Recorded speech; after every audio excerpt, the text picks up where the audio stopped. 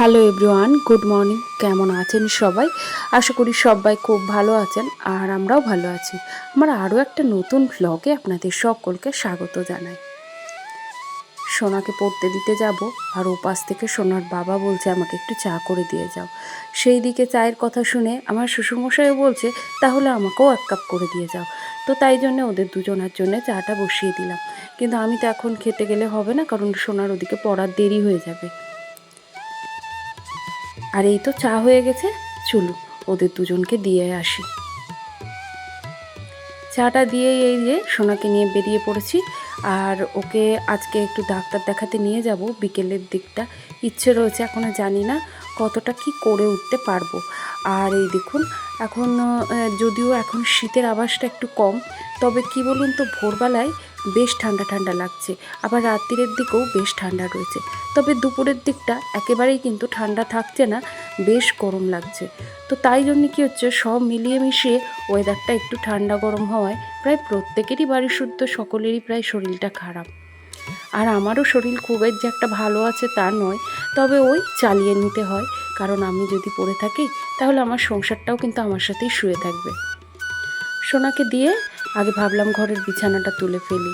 বাড়িতে যাই হয়ে যাক না কেন, বিছানাটা দেখবেন যদি গুছিয়ে ফেলবেন, চট করে যদি বিছানাটা গুছিয়ে ফেলেন, তাহলে দেখবেন কি ঘরটাই যেন পরিষ্কার পরিচ্ছন্ন হয়ে গেছে।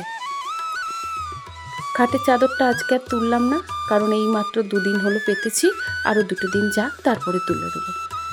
আসলে সাদা চাদর আমার পাততে ভীষণ ভালো লাগে, সাদা রঙটি আমার ভীষণ পছন্দের। কিন্তু কি বলুন তো, এই যে সাদা রঙটি চট করেই কিন্তু নোংরা হয়ে যায়। তাই আমি যে সমস্ত চাদর কিনি তাতে সাদা রঙ থাকে, তার সাথে অন্যান্য রঙও কিন্তু মিক্সড করে কিনি। এই ঘরের চাদরটা একটু পাল্টে দিলাম, কারণ বাড়িতে দেখবেন সর্দি কাশি জ্বর হলে বাচ্চাদের বিশেষত বা বড়দের যারই হোক না কেন, তবে বাচ্চাদের ক্ষেত্রে বেশিটাই আর কি বলছি যে এরকম করে বিছানাপত্রগুলো একটু চেঞ্জ করে দেবেন। মানে বেড কভার বলুন, বালিশের কভার বলুন, এতে করে কি হয়, অনেকটাই হাইজিন মেনটেন করা হয়, আর তাতে করে ঠান্ডা জ্বর সর্দি কাশি এর জীবাণুটা অনেকটাই কম ছড়ায়। আসলে আমাদের প্রত্যেকের শরীরের রোগ নিয়ন্ত্রণ ক্ষমতাটা সমান হয় না, তাই জন্যে এই টুকিটাকি কাজগুলো বা এই ধরনের সাবধানতা যদি আমরা অবলম্বন করি, তাহলে দেখবেন অনেকটাই বাড়িতে কিন্তু রোগ নিরাময় থাকে। কিন্তু আমাদের বাড়িটা একটু ব্যতিক্রম। আমি যতই পরিষ্কার পরিচ্ছন্ন রাখি না কেন, রোগ কিন্তু আমাদের বাড়ির পেছন ছাড়ে না। তবে যাই হোক, এই দেখুন সকালবেলায় সমস্ত ঘরগুলো পরিষ্কার করে নিয়েছি, আর এইবার ঘরগুলোকে সুন্দর করে কোনা কোনা ঝাঁট দিয়ে পরিষ্কার করে নিচ্ছি। আসলে যে যতই ঝাঁট দেখ, আমার মনে হয় নিজে হাতে যতক্ষণ না সমস্ত জিনিসের নিচ থেকে ধুলো বার করতে পারছি, ততক্ষণ না আমার ঘরটা পরিষ্কার বলে মনে হয় না। আমি জানি এটা একরকম মানুষকে অপমান করা, কেউ যদি কাজ করে তার উপরে যদি আমি করি সেটা একরকম অপমান করা হয়, কিন্তু তবুও কি করব বলুন, আমার এই অভ্যাস, এটা বাজেই বলুন আর ভালোই বলুন, আমি আমার এই অভ্যাসটা ত্যাগ করতেই পারি না। তবে যাই হোক, এখন এই দেখুন অনেকগুলো কাজই সকাল থেকে সেরে ফেলেছি, কিন্তু এই দেখুন বাসনের জায়গাটা আজকে আর গুছিয়ে উঠতে পেরেছিলাম না, তাই সেটিকেও খালি করে জায়গা মতো রেখে দিলাম বাসনগুলো, কারণ এখনও তো আরও অনেক বাসন ধোয়ার বাকি আছে, তো সেগুলো আবার রাখবো কোথায়। আর এদিকে সোনার আজকে গতকালকেই বলেছিল স্কুলে যাবে, তো তার একটু টিফিন বানিয়ে দিচ্ছি। আসলে ওর শরীরটা ভালো নেই, তাই আমিও খুব একটা জোর করছি না, এখন যাবে কি না আমি মানে নির্দিষ্টভাবে জানতেও পারছি না। তো যাই হোক, ও এখন প্রাইভেট থেকে আসুক, আর ততক্ষণে ভাবলাম টিফিনটা তো রেডি করতেই হবে। তো এই যে গতকালকের একটু আলু সেদ্ধ ছিল, তো সেইটাকে কাজে লাগিয়ে যদি ভাবলাম কিছু করা যায়, তো ওইদিকে ভাইয়ের জন্য একটু আলু সেদ্ধ মেখে রেখেছি পেঁয়াজ শুকনো লঙ্কা ভেজে, আর গতকালকে ডালও ছিল অনেকটাই প্রায়, তো সেটাকেও গরম করে রেখেছি। তো ওদিকে ওর খাবার রেডি করে রেখেছি, আর একটা অমলেট করে দেবো। আর এখানে আমার সোনাকে কী করে দেবো, তাই 4টে ব্রেড নিয়েছি, সেটার মধ্যেই দেখুন আলুটাকে একটু পেঁয়াজ টমেটো একটু কাঁচা লঙ্কা সমস্ত কিছু একটু ভাজা ভাজা করে আলুটা দিয়ে একটু সুন্দর করে, আলুটার যেহেতু ন্যাস কড়াই রয়েছে সেটাকে একটু শুকনো শুকনো করে নামিয়ে নিলাম। এটা পুর হিসেবে কাজে লাগে যে কোনো ক্ষেত্রে। আর এখানে দু পিস করে ব্রেডে আমি একটু ব্রেডে আর কি একটু বাটার লাগিয়ে নিয়েছি, তার উপরে আলুটা দিয়ে আরও ওপর থেকে আরও একটা ব্রেড আমি এইভাবে চাপা দিয়ে, এখন এই যে আমার এই তাওয়াটা রয়েছে এর উপরে হালকা করে একটু ব্রেড আর বাটার দিয়ে একটু টোস্ট করে দেবো। ব্যাস, এটা মিনিট 5 ঢাকা থাক, আর গ্যাসটা সিমে দিয়ে রেখেছি। মিনিট 5 পর এই ব্রেডটাকে একটু উল্টে দেবো। ব্যাস এইটাই হয়ে গেল পটেটো স্যান্ডউইচ। তো এইভাবে স্যান্ডউইচ খেতে কিন্তু ভীষণ ভালোও লাগে, আর পেটটাও কিন্তু অনেকক্ষণ ভরা থাকে। যাক, আমার টিফিনটা তো হয়ে গেল, চলুন এটাকে এবার ঠান্ডা করে ওর বক্সে রেডি করে রাখি। আর এটি আবার আমার সোনার ভারী পছন্দের একটা খাবার। সকালবেলাকার ব্রেকফাস্ট আর কি টিফিন দেব, কি রান্না করব, এইটা যদি আগে থেকে একটু প্ল্যানিং করে রাখা যায় না, তাহলে সুবিধে হয়। তাই আমি গতকালকে রাত্রে ভেবে রেখেছিলাম যে এই ধরনেরই কিছু দিয়ে দেবো। এটা শরীরের খাবার জন্য খুব ভালো, আর অনেকক্ষণ পেটটি ভর্তিও থাকবে। চলুন, ওর টিফিনটা রেডি করে দিয়েছি, বেশ কিছুক্ষণ ঠান্ডাও করে নিয়েছি, এবার জায়গা মতো রেখে দিলাম। আর এরই মধ্যে দেখুন, ব্রেকফাস্ট করার পর সকালবেলায় জলখাবারে ভাত, ডাল, তরকারি এ সমস্ত রেডি করার পরে এদিকে দেখুন কতগুলো বাসন বেরিয়ে গেছে। দাঁড়ান, এগুলোকে জায়গা মতো আগে ধুয়ে গামলায় উঠ দিয়ে দিই, না হলে না রান্নাঘরে দাঁড়ানো যায় না। আমার আবার এই সিঙ্কে যদি অনেক বাসন জমে যায়, তখন নিজের মাথার মেজাজটা ঠিক রাখতে পারি না। গ্যাসটাকেও একটু মুছে নেবো, কারণ সকালবেলায় রান্না বান্না হলো, এই তেল ছিটছিটে হয়ে গেল, এরপরে না দিনের বেলায় আর রান্না করতে পারি না। আমি অনেককেই দেখেছি, মানে একবার রান্না করার পরে দ্বিতীয়বার রান্না করে তারপরে একবার গিয়ে সারাদিন পর একবার গিয়ে গ্যাস মোছে, আবার অনেকে তাও মোছে না। কিন্তু আমি চেষ্টা করলেও কিন্তু এই অভ্যাসটি আমার মধ্যে আনতেই পারি না। আমার এই বিষয়গুলো খুব বাজে লাগে, যেহেতু যখনকার কাজ তখন করে নেওয়াটাই ভালো। এতে করে আমাদের রান্নাঘরটা পরিষ্কার থাকে, আর নিজের পরিশ্রমটাও অনেকটা কম হয়। গ্যাসের ওভেনের নিচে এরকম বাতিল দুটো জিনিস আমি রেখে দিয়েছি।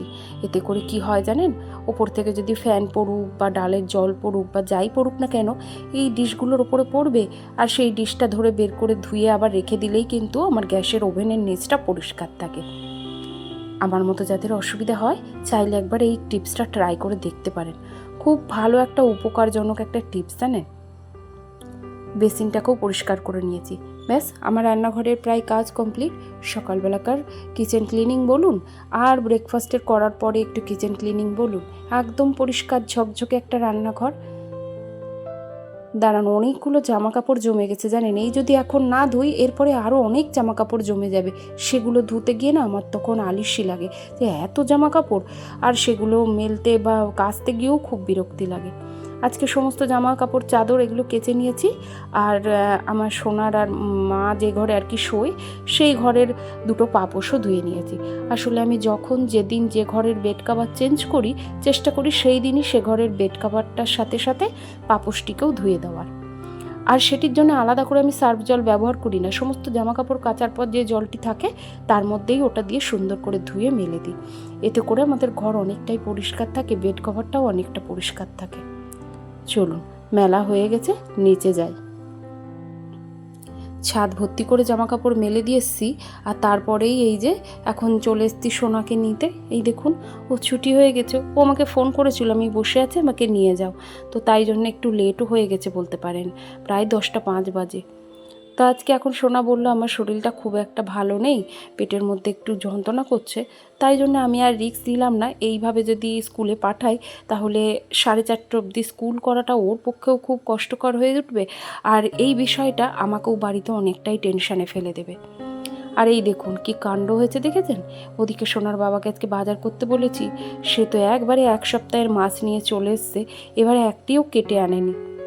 আসলে যে মানুষটির কাছে আমরা মাছের বাজারটা করি, তিনি আজকে বসেননি, তাই ওরও একটু কনফিউজ হয়ে গেছিলো। তাই পাশের জনের কাছ থেকে মাছ নিয়ে এসছেন, তো তিনি আবার মাছ কাটার বটি রাখেন না। তো যাই হোক, এই দেখুন একবারে অনেকটা পাবদা মাছ নিয়ে এসছে। পাবদা মাছ ওই আমাদের বাড়ির আসলে মেম্বার অনেকগুলো, তাই রোজ রোজ বাজারে গিয়ে ভাবি যে কী মাছ কিনবো, আর প্রতিদিন এবেলা ওবেলা মাছ আর একই রকম মাছ খেতে চায় না। আসলে বাড়ির প্রত্যেকটা, একটা পরিবারের প্রতিটা সদস্যের কিন্তু আলাদা আলাদা রকমের হয়, তাদের পছন্দও আলাদা আলাদা হয় এবং তাদের বৈশিষ্ট্যও আলাদা হয়। তো এরকমই আমার বাড়ির সদস্যরাও এইরকমই। আসলে আমার মেয়ে একরকম মাছ খায়, আমার হাজব্যান্ড একরকম খায়, শ্বশুর শাশুড়ি মা আর এক রকমের মাছ খেতে পছন্দ করেন। তো তাই জন্যে সবার পছন্দ অনুযায়ী যেটা ভালো হয়েছে এনে রেখেছে। তো এমন না যে কোনো মাছ খায় না, খাই সবই। আসলে সবার একটা পছন্দের ব্যাপার থাকে না। তো ওইদিকে পাবদা মাছ আর বাটা মাছটা ভালো করে কেটে ধুয়ে প্রায় আমার 1-1.5 ঘন্টা সময় লেগে গেল এখানেই, জানেন। তো তাই জন্য একবারে ধুয়ে পরিষ্কার করে দেখুন টিপে রেখে দিলাম। আর আজকে করব খয়রা মাছ, তাই খয়রা মাছটাও কেটে ধুয়ে রেখে দিয়েছি। তবে আজকে তো মা মাছ খাবে না, নিরামিষ খাবে। আসলে মায়ের আজকে একাদশী। এদিকে এই দেখুন ওপাশে ভাতও হয়ে গেছে দুপুরবেলাকার, আর মাছটা আজকে সর্ষে বাটা দিয়ে করব, তাই সর্ষে, লবণ, কাঁচা লঙ্কা রেডি করে নিয়েছি, ওটাকেই বেটে নেব। আসলে একসাথে এক সপ্তাহের বাজার করা থাকলে একটা সুবিধেও হয় জানেন, একদিন কষ্ট করে যদি পুরো বাজার দোকান আর কি গুছিয়ে রাখা যায়, তাহলে কিন্তু 7 দিন নিশ্চিন্তিতে চাপ মুক্তভাবে থাকা যায়। রান্নার সময় যেটা ইচ্ছে হলো বের করে রান্না করে নিলেই হয়ে গেল সমস্যার সমাধান, তাই না বলুন? মা মনে হয় আজকে শুকনো লঙ্কাটা রোদে দিতে ভুলে গেছে, এই কাজটি প্রত্যেক দিন মাই করে থাকে।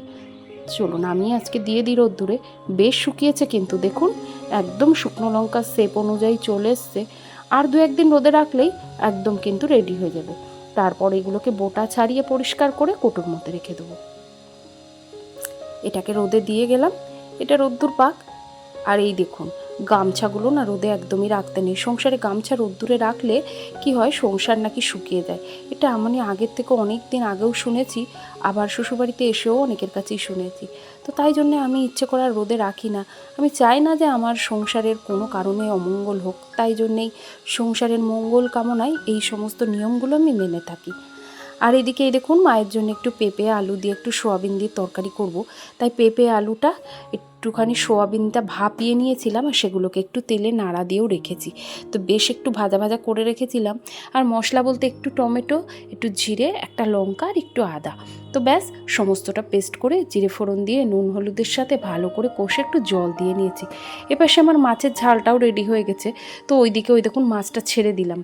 এবারে হালকা হাতে 5 থেকে 7 মিনিট ফুটিয়েই কিন্তু নামিয়ে নেব। আর ওদিকে সোনার বাবাও কিন্তু এতক্ষণে চলে এসেছে, সে কিন্তু এসেই কিন্তু আর অপেক্ষা করে না, স্নান করেই কিন্তু ভাত খেতে চায়। তো যাই হোক চলুন আপনাদের দেখিয়ে দিই যে আর কি রান্না করেছি। এই হলো আলু ভাজা, এটি হলো গতকালকের একটু ভাত বেঁচে গেছিলো, সেটিকেই রেখেছি। আসলে সংসারের মায়ায় এতটাই ঝরিয়ে পড়েছি যে বাসি ভাত তরকারি যাই থাকুক সেটিও যেন এখন অমৃতও লাগে। আর এই আলু সেদ্ধটা বেশি হয়েছিল, তাই সেটি এখানে রেখে দিয়েছি। আর এই তো এই হলো আমাদের আজকে রান্না। ওদিকে সোনার বাবাকে খেতে দিয়ে দিই চলুন। আর আজকের ভিডিওটি কেমন লাগলো অবশ্যই কিন্তু জানাবেন, ভালো লাগলে একটি লাইক করে দেবেন। আর এই ধরনের ভিডিও যদি আরও দেখতে চান চাইলে চ্যানেলটিকে সাবস্ক্রাইব করে রাখতে পারেন। তাহলে চলুন আজকের ভিডিওটি এখানেই শেষ করছি, আবারও দেখা হবে খুব শিগগিরই নতুন কোনো ভ্লগের সঙ্গে। তাহলে ততক্ষণের জন্যে ভালো থাকবেন, সুস্থ থাকবেন, সাবধানে থাকবেন। দেখা হবে খুব শিগগিরই পরের কোনো ব্লগে।